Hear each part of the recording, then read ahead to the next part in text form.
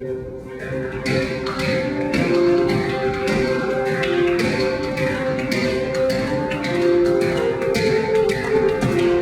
came directly from Hartford Ballet. My director at the time there was Kirk Peterson. That was the connection. Kirk had danced for Michael at SFB, worked with him in New York on Broadway shows and stuff like that. And Kirk got me the audition with Michael. My first memory of Michael was actually my audition. I arrived in San Francisco to have a class at the old Lines building on Oak Street. Robert's son taught.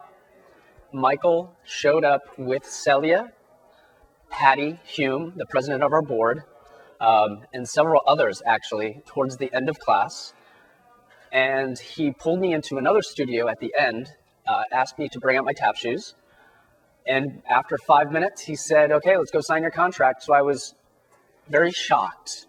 But that has proven to be a very Michael Smuin thing to do. Very quick, very spontaneous. But he knew immediately that he wanted to give me the job, fortunately. So from there, I went back to the hotel and excitedly called my family. And that was that. That was 10 years ago. I think ballet has changed in the versatility of dancers, of choreography. I think there obviously are still companies doing the classics. But I think with the versatility of the dancers, those classics change as well. I think Smuin Ballet has helped change and make dance evolve because there's no boundaries with Smuin Ballet. There's a boundary with the size and how many dancers we have. But Michael has always pushed the boundaries with the ballets that he's created. Disastrous moment on stage for Shannon would probably have to be first season, 98, 99, in Carmina, in a line with a bunch of other dancers across the stage, coming down stage, coming forward in a movement and just fall. I just fell. And it wasn't in a big, huge, crazy step. I just fell. I just fell down and had to get up. And but the thing is with Smuin Ballet, those disastrous moments are few and far between. So you learn, I learned as a young dancer to now that you're really upset about it in the beginning. By the time you're here this long, you're kind of like, well, it happened. You pick yourself up by the bootstraps and you keep going. And most of the time, believe it or not, most people don't notice. So you definitely have to learn to just relax. It's okay. It's not really that disastrous. You're still standing. Other disastrous moments would have to be, the injuries that I've obtained in a performance. And that's really difficult because the whole audience saw you hurt yourself. And when you go down and hit the deck, they know, especially when it's a solo. So, and it's a pride thing, but you let it go, and you'll be back.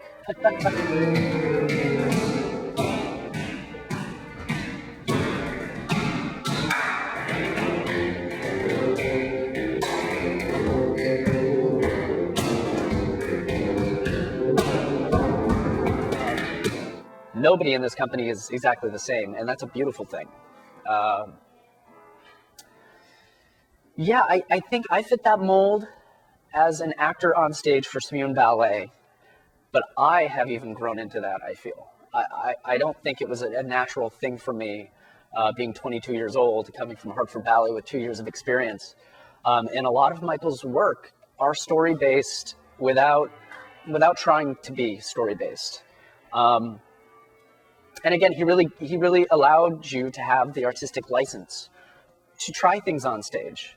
And if he didn't like it, he'd tell you. But a lot of times he wouldn't necessarily give you positive feedback, because if it's not bad to him, he might not say anything. So that's a difficult thing to learn as well, is that if there's no criticism, it might be okay, because he's really letting you find it. What I think is unique about my style is first the obvious tap connection.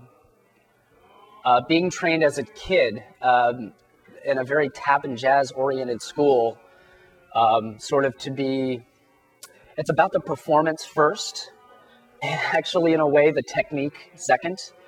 And not to say that I have horrible or great technique, but I've always considered myself a performer first and then a dancer. So for me, especially in college, being trained as a ballet dancer as opposed to a jazz and tap dancer, that was a challenge. The technique was challenging, very, very difficult for me. And then to be able to get to the point when you learn to not be a slave to that technique, and it's a freeing sort of sensation on stage. You know, let it go. It's there. Just don't punch it too much, and don't work with it so much, and bring it up into the face. And I've always considered that I've tried to wear my heart on my sleeve when I'm in front of the audience. I hope that's the case. What's next for me is continuing to work with the company. I really can't foresee any specifics as far as work or choreography. I'm here basically to be with this organization, and whatever they feel they need or want from me, I'm committed to. I think at this stage, to have a 5 to 10 year plan, that's very difficult. But for now, I foresee myself staying with this company and being a performer and helping out in any way I can. What I would like people to reflect on, as far as I'm concerned, or Smuin Ballet is concerned,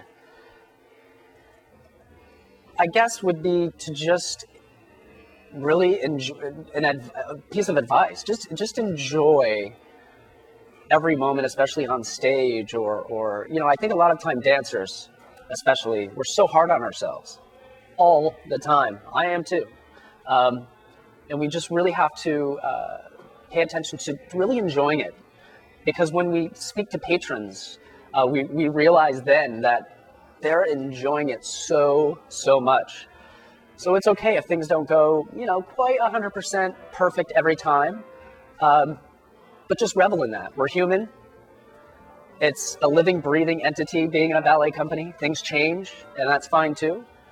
And I think that's why I love this company and working with Michael, because he was not afraid of letting things change in a natural way.